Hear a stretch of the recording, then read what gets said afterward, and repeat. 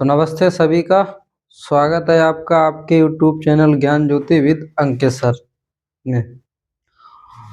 आज की class start करने से पहले आपको ये बात पता होनी चाहिए कि आज का चैप्टर है व्रत, जो आपका इंग्लिश में जो सर्कल्स बोलते हैं, जो कि आपका 10वां चैप्टर है, यानी 10 चैप्टर है व्रत।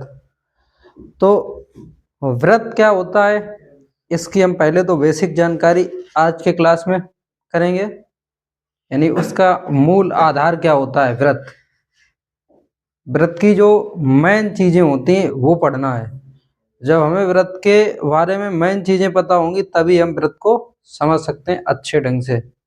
ये बात आपको पता होनी चाहिए कि जब भी हम किसी भी चीज को पढ़ते हैं उसका अगर आपको बेसिक नहीं पता है तो आपको वो चीज कठिन लगेगी।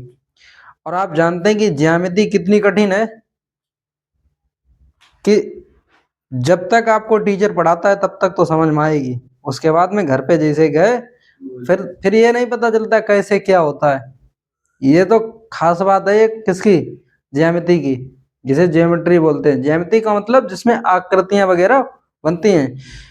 ज्यामिति, ये बात रियल है कि कठिन है, क्योंकि ज्यामिति में इतने कॉन्सेप्ट हैं जो टीचर खुद नहीं याद रख सकता। इतने कॉन्सेप्ट है, बहुत कॉन्सेप्ट हैं जिसकी कोई हम गिनती ही नहीं कर सकते। इतने कॉन्सेप्ट हैं, इतने नियम हैं, इतनी प्रमेय हैं।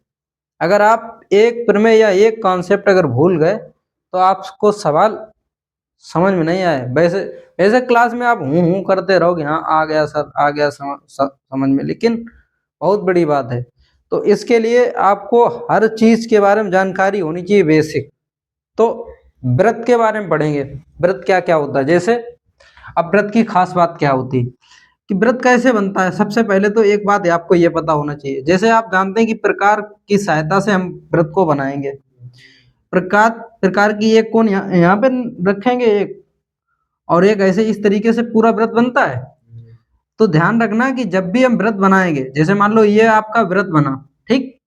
अब ये व्रत कैसे बना, यहाँ पे हम प्रकार की सहायता से बीचा बीच जहाँ पे केंद्र होगा वहां पे प्रकार की एक नोक रखेंगे और पेंसिल जिसमें बनी हुई उससे हम पूरा व्रत खींच देंगे। तो ये हमारा क्या बन जाएगा, व्रत।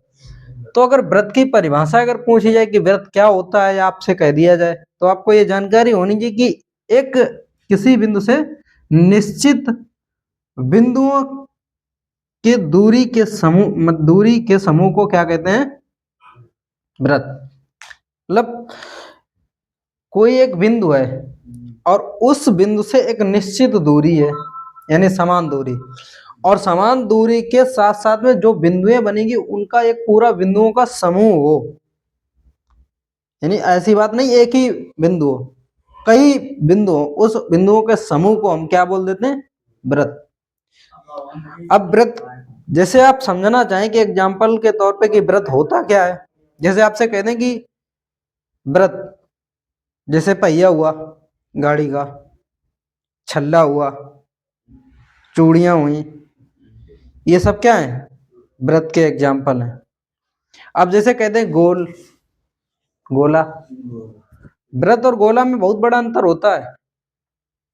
व्रत खोखले टाइप का होता है, और जो गोला होता है, जैसे गेंद है ये गोला है, फुटबॉल है ये गोला है, इसका आयतन भी होता है, ये 3D होता है, मतलब इसमें 3D डायमेंशन होती हैं, यानी त्रिविमीय आकृति होती है। ठोस होता है, जैसे गोली है, ये भी क्या है, गोला, ठोस होता है, समझ रहे। व्रत में एरिया निकाल सकते हैं, उसकी परिमाप निकाल सकते हैं, उसे व्रत कहते हैं, ठीक है। अब व्रत में क्या क्या चीजें समझनी है कि जो आपकी एक बिंदु है, इस बिंदु को हम बोलते हैं केंद्र। क्या बोलते हैं, इंग्लिश में इसे बोल देते हैं सेंटर। क्या बोलते हैं, सेंटर। और केंद्र से, और ये वाली जो आपकी पूरी घेराव ऐसा, या ये परिमाप, जैसे छल्ला नहीं होता, जो छल्ला जो तार से बनाया जाता है, पूरा जो बना होता है उसे हम बोलते हैं परिमाप या परिधि। क्या बोलते हैं, परिधि। तो इसे हम परिधि बोलते हैं। ये व्रत की क्या है, परिधि। ये ध्यान रखना आप, ये व्रत की क्या है, परिधि, ठीक है। जैसे अब छल्ला बना, छल्ला को तोड़ दो, एक जैसे काट दो, उसे पूरा सीधा कर दो, तो क्या होता है वो परिमाप, यानी उसका कितना नाप है। तो परिध का मतलब परिमाप, यानी परिध को ही हम क्या कहेंगे, परिमाप, ये ध्यान रखना। तो वृत्त के केंद्र से और वृत्त की परिध की दूरी को, यानी वृत्त के केंद्र से और वृत्त की परिध के बीच की दूरी को कहते हैं त्रिज्या। क्या कहते हैं? इसे इंग्लिश में बोलते हैं रेडियस। क्या बोलते हैं? रेडियस। ठीक है। और परिध को सरकमफ्रेंस बोलते हैं। क्या बोलते हैं? सरकमफ्रेंस। इसीलिए इसे आर से लिखेंगे ज्यादातर। किससे लिखेंगे? आर से, यानी पहला लेटर ले लेंगे इंग्लिश का।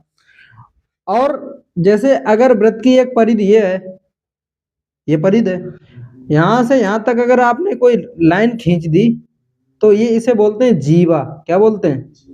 ये वृत्त की क्या है? जीवा। और इस तरीके से एक वृत्त में कई जीवा हो सकती हैं, अनंत जीवाएं हो सकती हैं। ये सब क्या है? जीवाएं हैं वृत्त की। और एक आपकी ये वाली जीवा है जो सबसे सबसे बड़ी जीवा है। और जो सबसे बड़ी जीवा होती है वृत्त की, उसी को बोलते हैं व्यास। क्या बोलते हैं? व्यास, जिसे डायमीटर बोलते हैं इंग्लिश में। क्या बोलते हैं? इसीलिए इसे डी से लिख देते हैं, यानी व्यास को काय से लिखते हैं? डी से। व्यास जो होता है वो त्रिज्या का 2 गुना होता है। देखो भाई, अगर ये यहां से केंद्र से यहां तक परिधि है, इसके बीच की दूरी त्रिज्या कहेंगे, तो ये भी तो त्रिज्या है, क्योंकि ये केंद्र से और वृत्त की परिधि की दूरी को ही हम त्रिज्या बोलते हैं। तो आर ये भी है और आर ये भी है। तो अगर आपने ये वाली आर और ये आर वाली आर अगर जोड़ दी तो कितनी आर हो जाएंगी? 2। तो 2 आर को हम बोल देते हैं व्यास। वृत्त का क्या बोल देते हैं? व्यास। यानी आप जानते हैं कि जब व्यास की बात करेंगे तो डी बराबर करेंगे, और डी बराबर कितनी आर होती है? 2 आर। या ऐसे लिख दो इसे, क्योंकि 2 त्रिज्याएं होती हैं। और जब यहां से त्रिज्या का मान निकालोगे तो डी बटे क्या हो जाएगा? 2, क्योंकि 2 इधर आ जाएगा। समझ रहे हो? तो त्रिज्या अगर व्यास में हमेशा संबंध याद रखना, कि जैसे अगर हम कह दें कि त्रिज्या अगर किसी वृत्त की अगर 4 सेंटीमीटर है, तो उस वृत्त का व्यास क्या होगा? उसका दुगना होगा, क्योंकि ये 2 आर लिखा है। समझ रहे हो?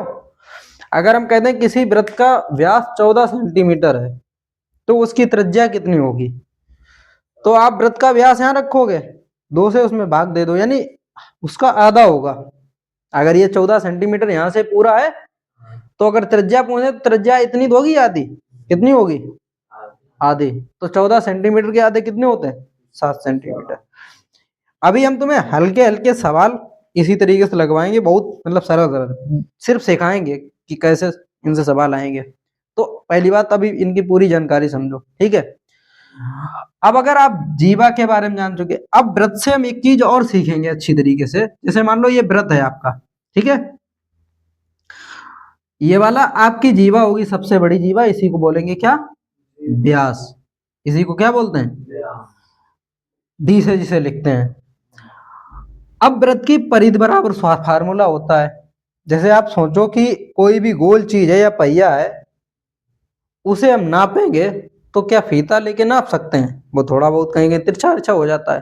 तो उसके लिए एक बात कही गई कि वृत्त की जो परिधि होती है, वृत्त की परिधि, उसकी एक निश्चित मान, मतलब एक तरीके से मान लिया गया वृत्त की परिधि, और उसी से माप कर लेते हैं। तो वृत्त की परिधि होती है 2πr। क्या होता है? आप ध्यान रखना, अगर जैसे पूछा जाए कि वृत्त की परिधि क्या होती है, यानी वृत्त का परिमाप क्या होता है, तो क्या ध्यान रखोगे?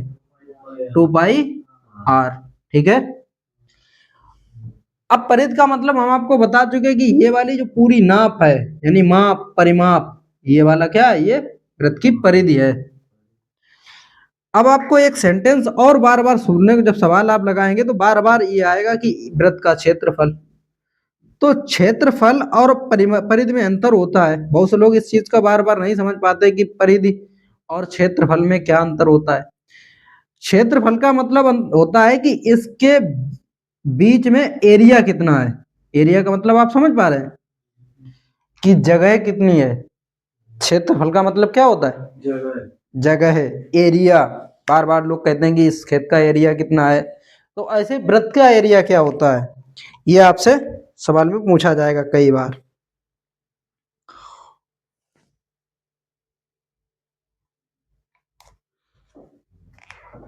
इंक है यार, फिर भी ये चल नहीं रहा सही से।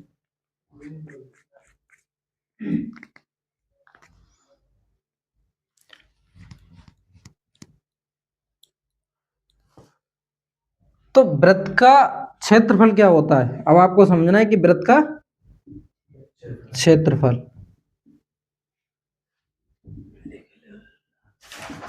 वृत्त का क्षेत्रफल होता है पाई आर स्क्वायर।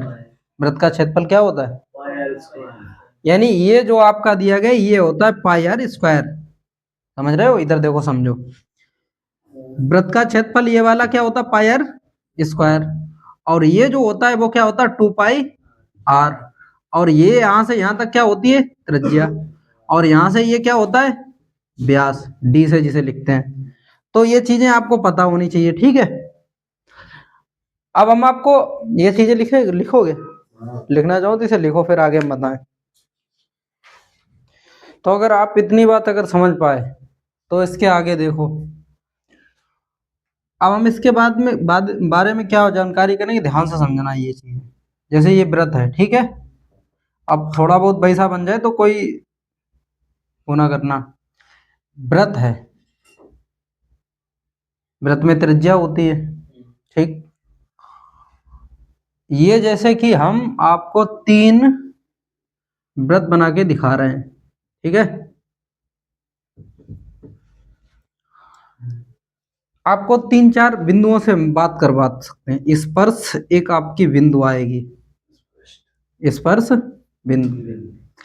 फिर आपसे एक छेदक रेखा के बारे में बात की जाएगी। किसके बारे में, छेदक रेखा क्या होती है, या इसी को प्रतिच्छेद रेखा भी बोल सकते हैं। फिर आपसे समांतर रेखाएं के बारे में बात कर सकते हैं कि समांतर रेखाएं एक वृत्त के साथ में कितनी स्पर्श समांतर रेखाएं खींची जा सकती हैं।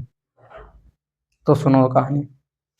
जैसे अगर हमने ये कह दिया कि ये आपका एक वृत्त है और ये एक रेखा है, फिर इसके साथ में ये एक रेखा है, और फिर इसके साथ में एक रेखा इस तरीके से हम खींच रहे हैं कि जो इस वृत्त पर एक ही बिंदु पर मिलती हो, और वो बिंदु है ये वाला। समझ रहे हो, ये वृत्त को स्पर्श नहीं कर रही है।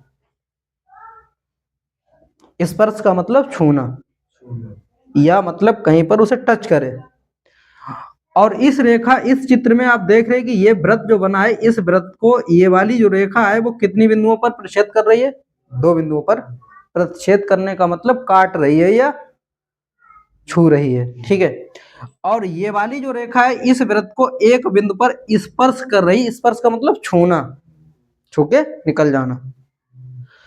तो ये जो आपकी रेखा है इसे बोलेंगे स्पर्श रेखा। क्या बोलेंगे, स्पर्श रेखा। और जिस बिंदु पर ये छू रही है मतलब स्पर्श कर रही है उसे बोलेंगे स्पर्श बिंदु। क्या बोलेंगे उसे, स्पर्श। ये बिंदु ऐसा बिंदु है कि ये वृत्त का भी बिंदु है और स्पर्श रेखा का भी बिंदु है। तो ऐसे स्पर्श बिंदु को उभयनिष्ठ स्पर्श बिंदु कह सकते हैं, क्योंकि वृत्त की भी वही कॉमन जिसे बोल सकते हैं। तो ध्यान रखना, वृत्त की स्पर्श बिंदु और रेखा के स्पर्श, जो स्पर्श रेखा के एक बिंदु है और वृत्त का स्पर्श बिंदु है, वो उभयनिष्ठ बिंदु हो गया, और उभयनिष्ठ बिंदु को बोलते हैं स्पर्श बिंदु। अगर आपसे क्वेश्चन में पूछा जाए तो आप यही जवाब देंगे। कैसे सवाल पूछा जाएगा, सवाल में ये कहा जाएगा कि वृत्त का स्पर्श बिंदु और स्पर्श रेखा का उभयनिष्ठ बिंदु को क्या कहते हैं। तो आप ध्यान रखना क्या कहेंगे, स्पर्श बिंदु। और वृत्त को 2 बार काटने वाली रेखा को क्या कहते हैं, तो ध्यान रखना छेदक रेखा कहेंगे। क्या कहेंगे, छेदक रेखा। 2 बार प्रतिच्छेद कर रही है, या आपसे ऐसे कह दिया जाए कि 2 वृत्त को 2 बिंदुओं पर प्रतिच्छेद करने वाली रेखा को क्या कहते हैं, छेदक रेखा। अब ये कहा गया कि जैसे ये समांतर के बारे में कही गई, तो जो भी कहा जाए कि एक वृत्त को, एक स्पर्श बिंदु को कितनी समांतर रेखाएं हो सकती हैं, तो एक स्पर्श रेखा की 2 समांतर बिंदुएं रेखाएं हो सकती हैं। एक तो आपकी ये समांतर रेखा खींची गई जो वृत्त को स्पर्श नहीं कर रही है, और ये स्पर्श कर रही है, इसके साथ में एक छेदक रेखा खींची जा सकती है। ये बात समझ में आई। अगर हम आपसे सवाल ये पूछा जाए करें कि एक वृत्त में कितनी स्पर्श रेखाएं खींची जा सकती हैं, तो आपका जवाब क्या होगा? 2। फिर दोबारा पहले सवाल को यार सही से समझा करो। हम ये कह रहे हैं कि एक वृत्त में कितनी स्पर्श रेखाएं खींची जा सकती हैं।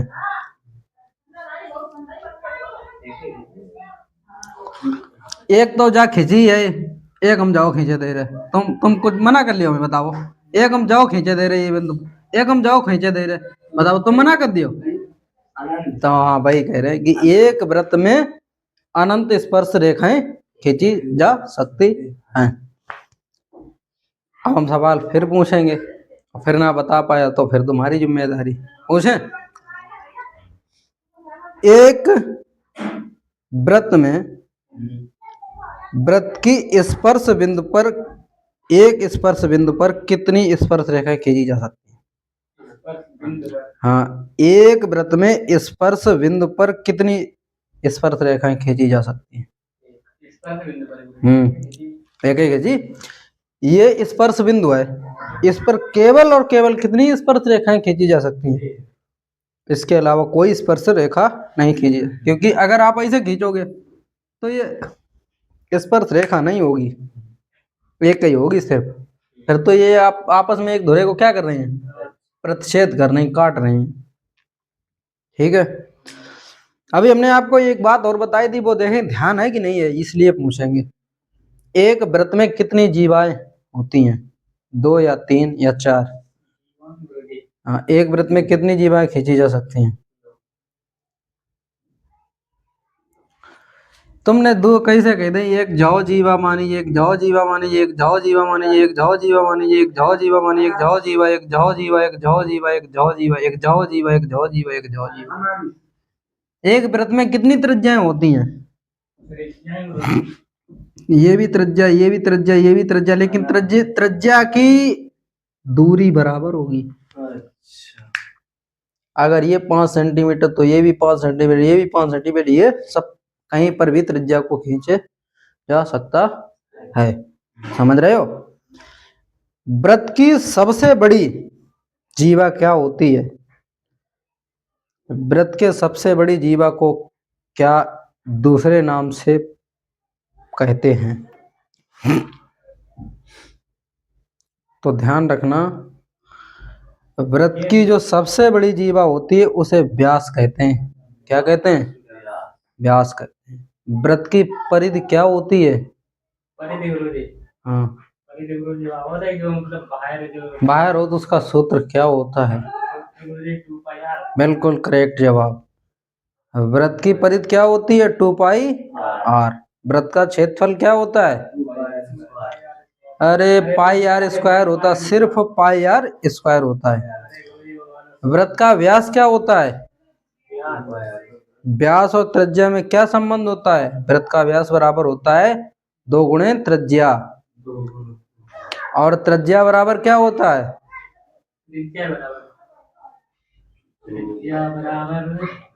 डी बटे 2, यानी व्यास बटे 2।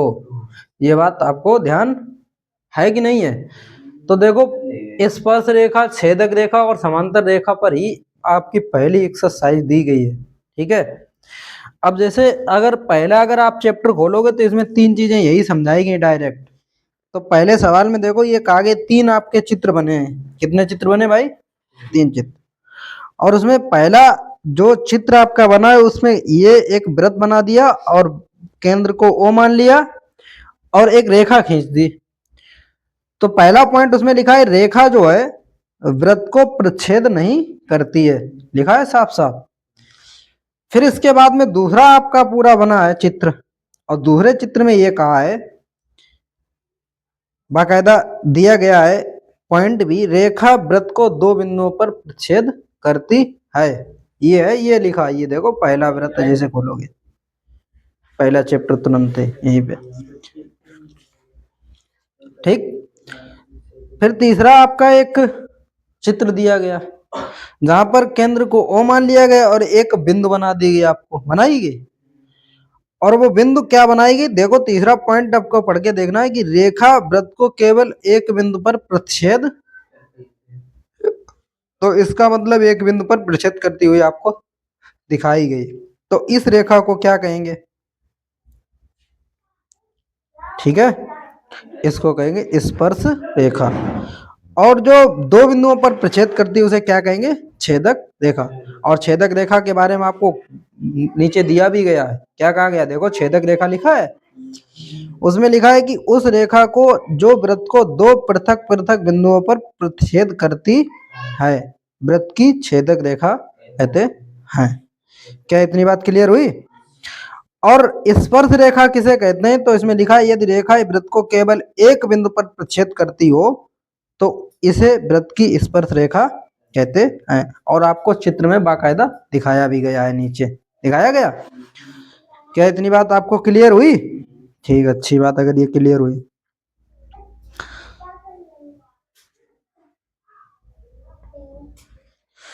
अब आपकी एक प्रमेय हो रही है, उस प्रमेय में ये कहा गया है, पहली जो प्रमेय है उसमें साफ साफ कहा है कि वृत्त की स्पर्श रेखा स्पर्श बिंदु से होकर जाने वाली त्रिज्या पर लंब होती है।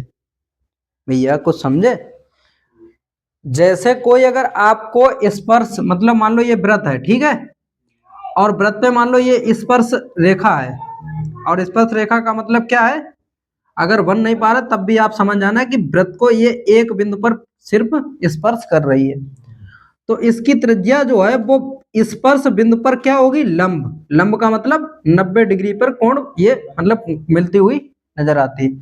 अगर ये केंद्र है तो ये त्रिज्या है, और ये त्रिज्या वृत्त पर स्पर्श बिंदु रेखा पर कैसी होती है, लंब होती है। ये आपकी प्रमेय कही गई है, ठीक है, ये बात आपको ध्यान रखने की जरूरत है। बार बार देखो हमने आपको फिर कहा कि ज्यामिति में बहुत कॉन्सेप्ट हैं और हम बातों बातों से ही आपको बताएंगे। अगर कॉन्सेप्ट लिखने में लग गए तो बहुत भैया टाइम लगेगा, समझ रहे हो।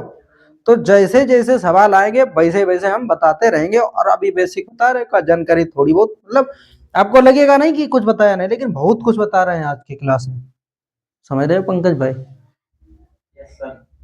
त्रिज्या आप जानते हैं, वृत्त की परिधि जानते हैं, वृत्त का क्षेत्रफल आप जानते हैं, व्यास जानते हैं। क्या आपने इतना सीखा आज की क्लास में। स्पर्श बिंदु जान गए, स्पर्श रेखा क्या होती है जान गए, छेदक रेखा क्या होती है जान गए, तो बताओ स्पर्श रेखा क्या होती है। स्पष्ट नहीं, स्पर्श रेखा स्पष्ट बता रहे, वाह क्या बात है। स्पर्श रेखा के बारे में बात कही है भाई, बताओ प्रीतेश, स्पर्श रेखा किसे कहते हैं।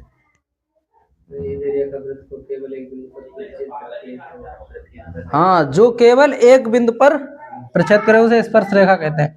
और भैया छेदक रेखा किसे कहते हैं, जो वृत्त को दो बिंदुओं पर अलग अलग बिंदुओं, एक ये वाली बिंदु और एक ये वाली बिंदु, उसे छेदक रेखा कहते हैं। क्या इतनी बात क्लियर हुई। और फिर आपकी एक प्रमेय भी होती है नंबर 1 पे, वो प्रमेय अभी आपको बताई कि अगर कोई स्पर्श बिंदु है और त्रिज्या से अगर वो जाएगी तो वो क्या होगी, त्रिज्या पर लंब होगी। कैसी होगी, लंब। समझ गए भाई, क्या इतनी बात क्लियर हुई। ये सब आपको समझने की जरूरत है।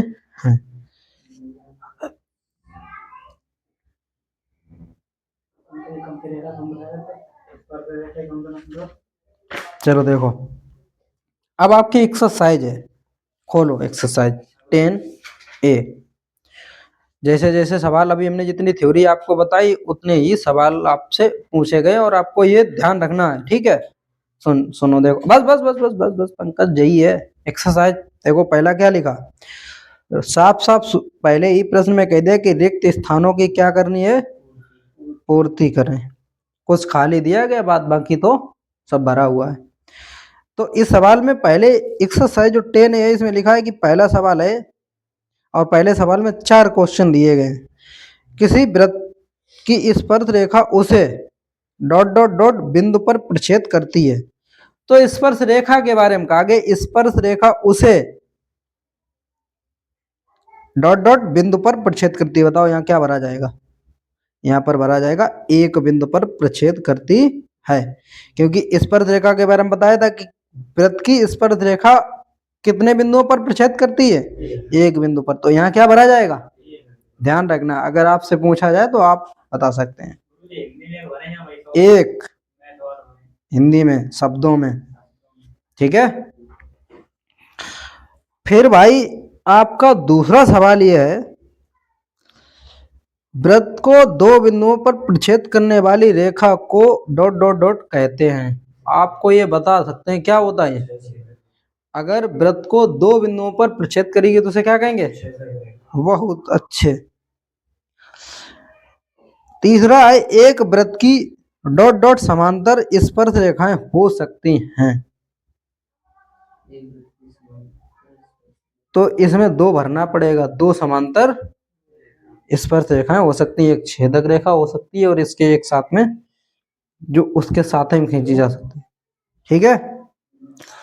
फिर चौथा पॉइंट है, वृत्त तथा उसकी स्पर्श रेखा के उभयनिष्ठ बिंदु को डॉट डॉट कहते हैं। साफ साफ का, वृत्त तथा उसकी स्पर्श रेखा के उभयनिष्ठ बिंदु को क्या कहते हैं? स्पर्श बिंदु कहते हैं। उल्लू इधर समझ कहानी। वृत्त है, वृत्त तथा स्पर्श रेखा लिखा है के उभयनिष्ठ, उभयनिष्ठ मानो कॉमन, यानी जो दोनों बिंदुओं को काम आती है, तो उस बिंदु को क्या कहते हैं ये पूछा है, तो उसे क्या कहेंगे? स्पर्श बिंदु। यही तो सवाल में पूछा था, और क्या पूछा था? कुछ नहीं। दूसरा सवाल, एक वृत्त की कितनी स्पर्श रेखाएं हो सकती हैं? आपसे एक क्वेश्चन में पूछा है और ये हम बता चुके हैं, आज ही के क्लास में बताया है, थोड़ी देर पहले। बताओ। हाँ, एक वृत्त की कितनी स्पर्श रेखाएं हो सकती हैं? अनंत। सही जवाब।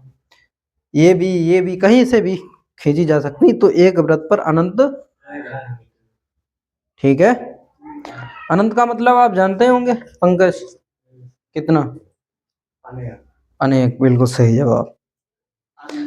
नंबर 3 क्वेश्चन है आपका, वृत्त के एक बिंदु पर एक और केवल एक होती है। वृत्त के एक बिंदु पर एक और केवल डॉट डॉट होती है। क्या होती है? कौन होती है रेखा? कौन सी रेखा होती? जो वृत्त का एक बिंदु हो। स्पष्ट नहीं यार, स्पर्श रेखा। स्पर्श, स्पष्ट अलग होती, स्पर्श अलग होती। स्पर्श का मतलब छूना।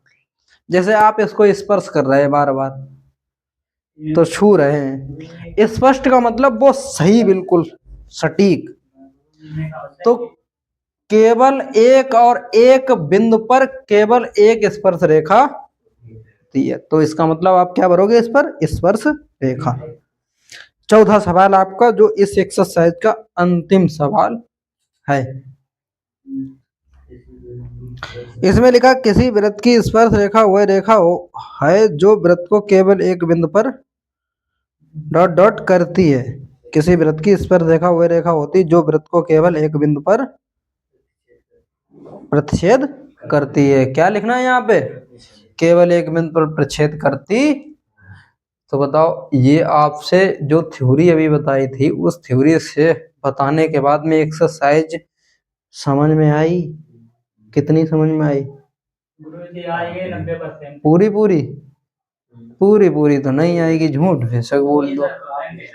काफी आ गई, अगर 2 बार रिवीजन करोगे तो फुल आ जाएगी। प्रतिच्छेद करती है। नहीं, यही तो हवाई देव स्टूडेंट लाइफ में नहीं आएगी तो कब आएगी? ठीक, आई गई। अब चलो, अच्छी बात आ ही गई, तो और आगे समझे पढ़े।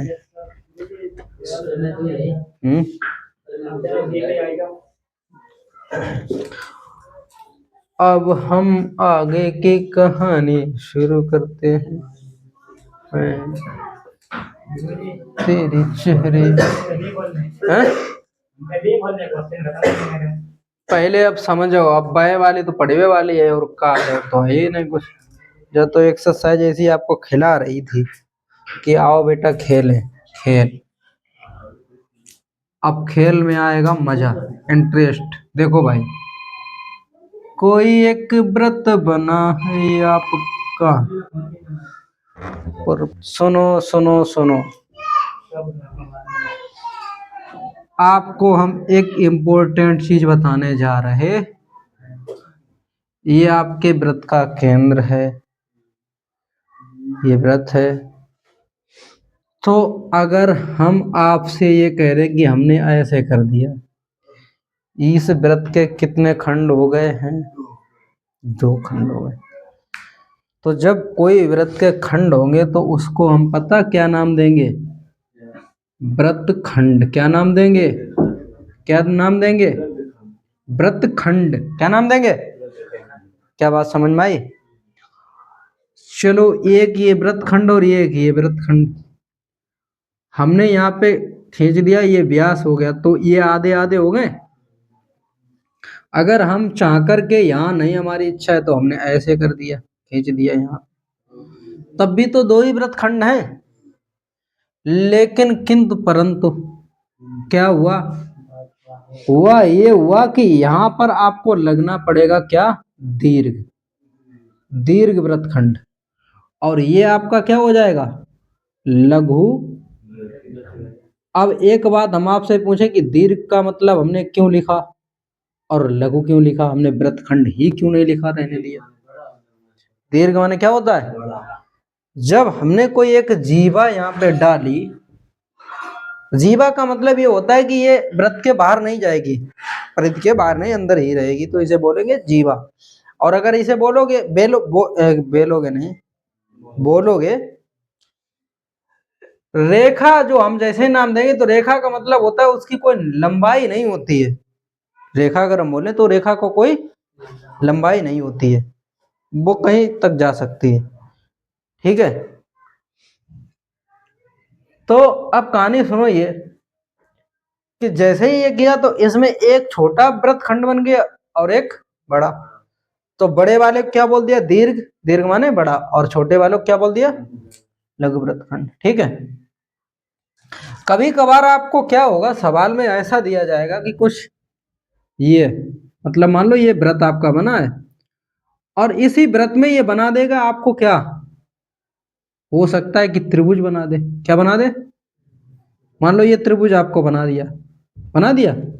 अब आपको एक बात हमेशा ध्यान रखना, जो हम बताएं बहुत इंपॉर्टेंट है, ये आपको आने वाले समय में काम आएगी और प्रयोग करना पड़ेगा। अगर आप ये बात समझ पाए तो समझो इस सवाल को बहुत धड़ल्ले से लगा सकते हैं।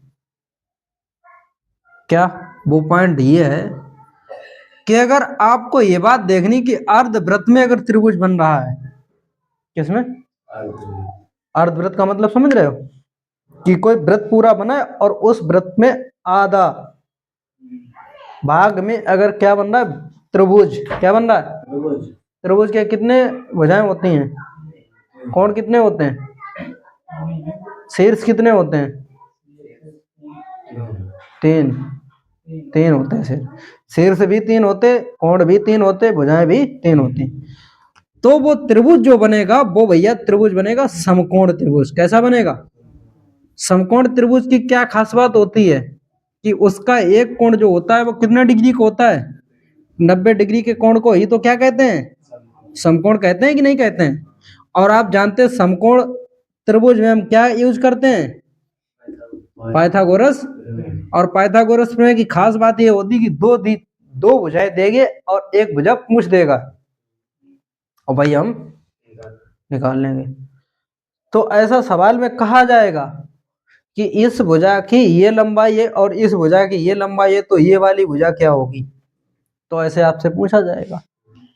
ये बात ध्यान रखना। अगर अर्धव्रत में त्रिभुज अगर बनने की कोशिश कर रहा है, या ऐसा कहीं कहा जाए, या ऐसा कहीं चित्र मिल जाए, तो वहां पे कतई सोचे बगैर समझे आप किस समकोण त्रिभुज मान लोगे। और समकोण त्रिभुज में किसका यूज करते हैं? पाइथागोरस प्रमेय। ठीक है, ये क्या आपको बात पता चली? और व्रत खंड वाली पता चल गई? ठीक। अब एक बात और बताएं, अच्छी बहुत सुंदर होगी, दिल गद गद गद गद करने लगेगा, इतनी सुंदर होगी। Garden garden.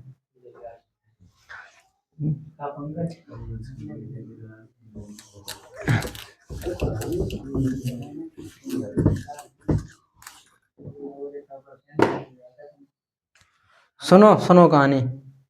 जैसे मान लो ये एक व्रत है, अभी हमने आपको एक अच्छी अजीब सी चीज बताई थी, वो आपको अजीब लगी भी थी, लगी थी। ये मान लो व्रत है, ठीक, और हमने ये आपसे कहा कि ये बताओ ये क्या है व्रत की परिधि, त्रिज्या। और ये भैया क्या है, जो त्रिज्या है। ठीक, सही बात है। ऐसा बना कुछ दिखाई दे रहा है? ठीक है। अभी हमने आपको एक सुंदर सी बात ये भी बताई थी, क्या बताई थी, ध्यान से समझना भैया।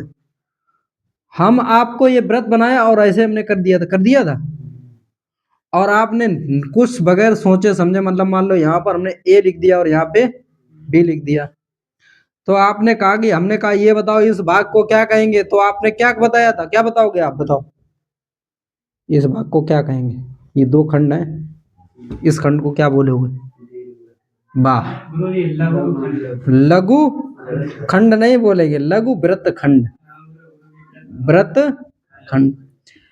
जब हम आपसे कहें कि लघु व्रत खंड किसे कहते हैं, तो आप कहोगे कि सर जी, सर जी क्या कहोगे? सर जी, चाप और प्लस जीवा को क्या बोलते हैं? व्रतखंड। व्रतखंड कब बनेगा? चाप और जीवा से। अगर ध्यान रखना, हमने जैसे ही यहाँ पे लिख दिया लघु, तो ध्यान रखना लघु चाप होगा। चाप का मतलब ये जो प्रकार की सहायता से बनाते हैं, इसे क्या बोलते हैं? अगर लघु व्रत खंड होगा तो उसमें लघु चाप होगा, जीवा वही होगा, ठीक है। और ये आपका सुंदर सा केंद्र है।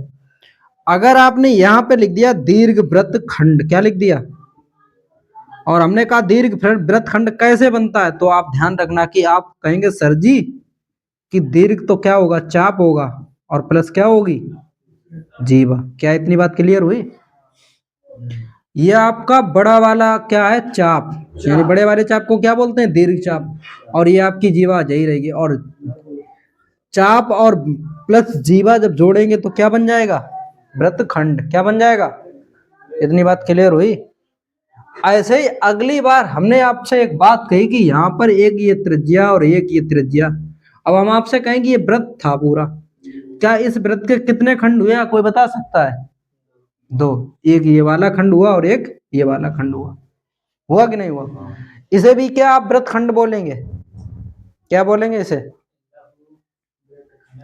नहीं, नहीं, इसे व्रत खंड नहीं बोलेंगे। तो ध्यान रखना, इसे बोलेंगे त्रज्य खंड। क्या बोलेंगे?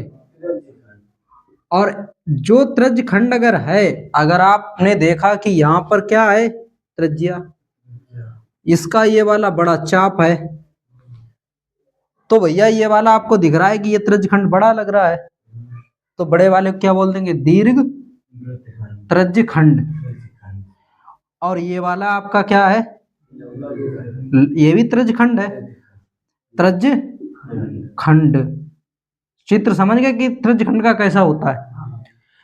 तो अगर हम पूछ दें कि भैया दीर्घ त्रज्य खंड क्या होता है, लघु त्रज्य खंड क्या होता है, तो आप ध्यान रखना, साफ साफ कहोगे कि सर जी दीर्घ तो इसमें चाप होगा, क्या होगा, दीर्घ चाप, और प्लस में दो त्रिज्याएं होंगी। कितनी त्रिज्याएं होंगी? दो त्रिज्याएं होंगी। कितनी भैया त्रिज्याएं होंगी? तो त्रज्यखंड तभी बनता है। त्रज्यखंड कब बनेगा? त्रज्यखंड की अगर परिभाषा अगर आपसे पूछे तो ध्यान रखना कि चाप और प्लस दो त्रिज्याएं। कितनी त्रिज्याएं होंगी? ऐसे अगर लघु है तो लघु चाप होगा और दो त्रिज्याएं होंगी, तो उन्हें क्या कहेंगे? त्रज्य खंड। और व्रत खंड को क्या बोलेंगे, बताएंगे? चाप प्लस जीवा। क्या आप इतना लिखोगे? लिख लो, नोट कर लो, नोट कर लो। फोन को, फोन तुम्हें किसी को नहीं मिलना चाहिए। तो हमें गुरुजी मिली ना, हमें तो गाँव में आए बताओ नहीं, हमारे घर पे कोई फोन आया नहीं, मम्मी चलाए नहीं बोलते इसलिए हाँ तुम भाई यार कि यार क्या बताएं, अब छोटे लोगों का ज्यादा ही इज्जत होता है, सम्मान होता है, लाड़ प्यार ज्यादा ही होता है। छोटे वाले बीच वाले बेचारे अब चले जाते हैं, वो बेचारा ऊपर से भी मार खाए और नीचे वालों को बेचारे को मार ना पाए। भाई यार कि बड़े बड़ों का अत्याचार सहना पड़ता है और छोटे वालों पे अत्याचार कर नहीं पाते हो, तो बेचारा बीच का तो चले ही जाता है काम से।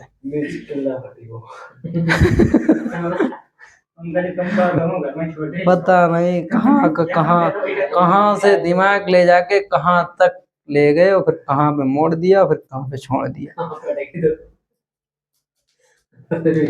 मुरैठा बांध गया और देसी वालों। चलो नहाने के लिए तुम आते कहाँ था, कहाँ थे? अरे कहाँ चले गए क्या? हाँ रात में जगी हो तो दिन में सोई हो, फिर बाद में भाई हाल की क्या बताएं। हाँ कि गुरु जी पासवर्ड दियो के वो आज हमारो डाटा पता न का अपने आप चलो, अपने आप कैसे चलो जी।